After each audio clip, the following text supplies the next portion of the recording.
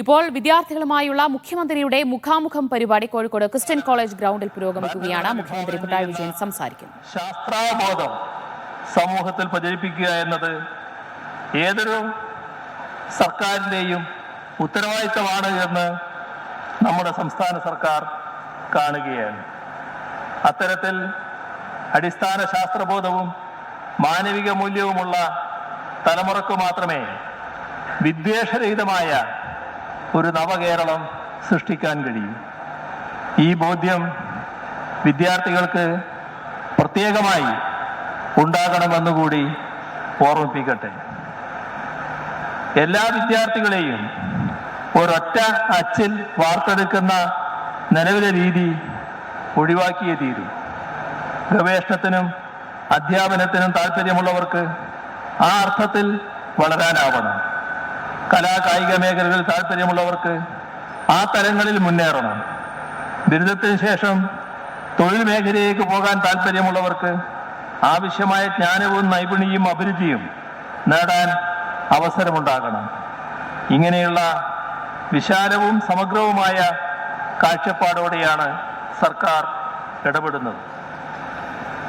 നിലവിലെ കെമിസ്ട്രി ഐച്ഛിക വിഷയമായി ബിരുദത്തിന് ചേരുന്ന വിദ്യാർത്ഥി നിർബന്ധമായി കണക്കും ഫിസിക്സും പഠിക്കണമല്ലോ. അതേപോലെ തന്നെ നാളെ കെമിസ്ട്രിയോടൊപ്പം മ്യൂസിക്കോ സാഹിത്യമോ അല്ലെങ്കിൽ ഏതെങ്കിലും ഒരു തൊഴിലധിഷ്ഠിത കോഴ്സോ പഠിക്കാനുള്ള സ്വാതന്ത്ര്യം വിദ്യാർത്ഥികൾക്കുണ്ടാകും. പഠിക്കുന്ന കോളേജുകളിൽ അതിന് പറ്റിയ സാഹചര്യമില്ല എങ്കിൽ മറ്റു കോളേജുകളിൽ നിന്നോ ഓൺലൈനായോ അവ പഠിക്കാനുള്ള അവസരം ലഭ്യമാക്കും.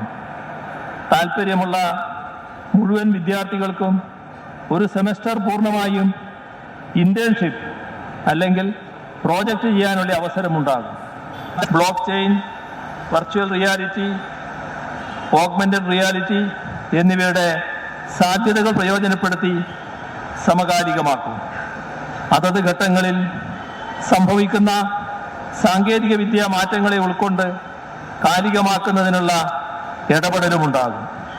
KREP യാഥാർത്ഥ്യമാകുന്നതോടെ വിദ്യാർത്ഥികൾക്കും അക്കാദമിക് സമൂഹത്തിനും വളരെ വേഗത്തിലും ലളിതമായും സർവകലാശാല സേവനങ്ങൾ ഉറപ്പുവരുത്താനാകും. വിവിധ ആവശ്യങ്ങൾക്കായി സർവകലാശാല ഓഫീസുകൾ കയറിയിറങ്ങേണ്ട സാഹചര്യം ഇതോടെ പൂർണ്ണമായും ഇല്ലാതാവും. ഇതിനെല്ലാം ആവശ്യമായ രീതിയിൽ നിയമങ്ങളും ചട്ടങ്ങളും ഉടൻ തന്നെ പരിഷ്കരിക്കും. ശാസ്ത്ര സാങ്കേതിക പഠനത്തിനെന്ന പോലെ തന്നെ സാമൂഹ്യ ശാസ്ത്ര മാനവിക വിഷയങ്ങളുടെ പഠനത്തിലും ഭാഷാ പഠനത്തിലും എല്ലാം മാറ്റങ്ങളുണ്ടാവും. ഇന്റർ ഡിസിപ്ലിനറി, ട്രാൻസ്ഡിസിപ്ലിനറി തലങ്ങളിലുള്ള പഠനങ്ങളും ഗവേഷണങ്ങളും കൂടുതൽ പ്രോത്സാഹിപ്പിക്കും. കേരളത്തിലും Kerala institute of advanced studies സ്ഥാപിക്കും. ഏത് വിഷയത്തെക്കുറിച്ചും സ്വതന്ത്രവും ക്രിയാത്മകവുമായ അന്വേഷണത്തെ പിന്തുണക്കുന്ന കേന്ദ്രമായിരിക്കും അത്. ഈ നിലയിൽ നമ്മുടെ ഉന്നത വിദ്യാഭ്യാസ മേഖലയെ ലോകോത്തരമാക്കാനുള്ള നിരവധി ഇടപെടലുകളാണ് സർക്കാർ നടത്തിവരുന്നത്.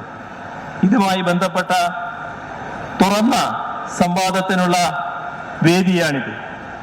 ഉന്നത വിദ്യാഭ്യാസ മുഖ്യമന്ത്രിയുടെ മുഖാമുഖം പരിപാടി ഇപ്പോൾ കോഴിക്കോട് പുരോഗമിക്കുകയാണ്. വിദ്യാർത്ഥികളുമായുള്ള ഒരു തുറന്ന സംവാദം തന്നെയാണ് അവിടെ നടന്നു വരുന്നത് എന്ന് വേണം മനസ്സിലാക്കാൻ. മുഖ്യമന്ത്രിയാണ് ഇപ്പോൾ സംസാരിച്ചത്.